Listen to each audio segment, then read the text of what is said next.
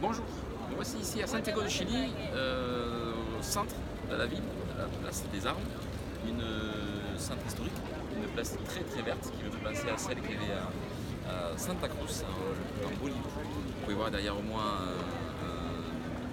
un bâtiment ancien, historique. Je ne sais pas ce que ça représente, je crois que c'est peut-être la mairie, je n'en sais rien.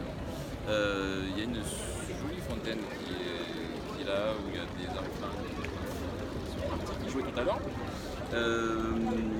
Je suis ici parce que grâce à Irina Terceros, qui est une personne qui a fait un boulot énorme, puisqu'elle a réussi à trouver 15 personnes pour que je puisse développer demain, à partir de demain, et la formation aux fondamentaux, le programme complet de l'école Métasystème Coach Academy d'Alain Cardone. Je suis content d'être ici parce que j'adore ce changement culturel. Mais c'est pas de ça dont je vais vous parler dans cette vidéo. Dans cette vidéo, je vais vous parler d'échanges que j'ai eu hier avec des collègues d'Irina sur le monde de l'entreprise.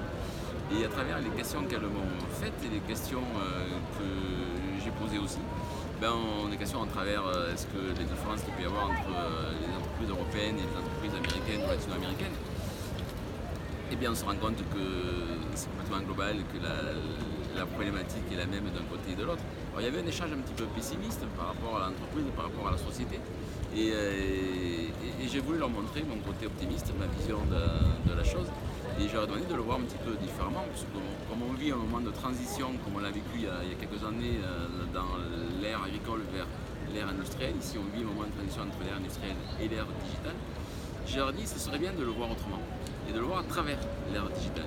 Je dis parce que l'ère digitale elle est arrivée pour combler un vide qu'a créé l'ère industrielle. Donc que crée l'ère digitale? Il y en a convenu la créativité, l'innovation, la prise de risque, le droit à l'erreur, le changement d'interrelation, le changement de paradigme, comme on dit, entre la relation du pouvoir. Le pouvoir, c'est plus celui qui a l'information, mais c'est celui qui la donne, qui la distribue, qui partage.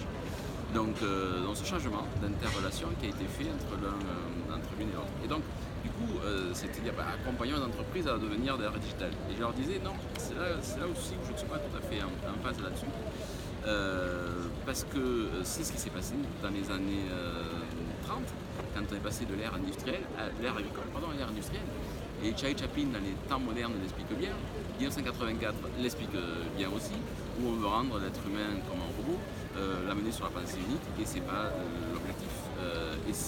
Et on peut même se dire qu'on en prend le chemin à travers les raisonnements algorithmiques que pourrait donner l'intelligence artificielle et tous les outils digitaux que l'on a aujourd'hui. On pourrait se dire, tiens, on va vers là. Et pourtant, c'est là que je dis que mon côté optimiste, c'est pas l'un ou l'autre, mais bien l'un et l'autre. Et c'est parce que justement, on va permettre à cet ensemble de systèmes de savoir utiliser ce qu'a fait de bien l'ère industrielle et de savoir utiliser ce qu'a fait de bien l'ère digitale, on sera dans la créativité, dans l'innovation, dans la performance, ne pas faire n'importe quoi. Donc on sera dans tout ce monde-là et on va modifier les interrelations et on va faire les deux points qui sont importants pour une entreprise, qui sont à la fois liés à la performance et les relations humaines.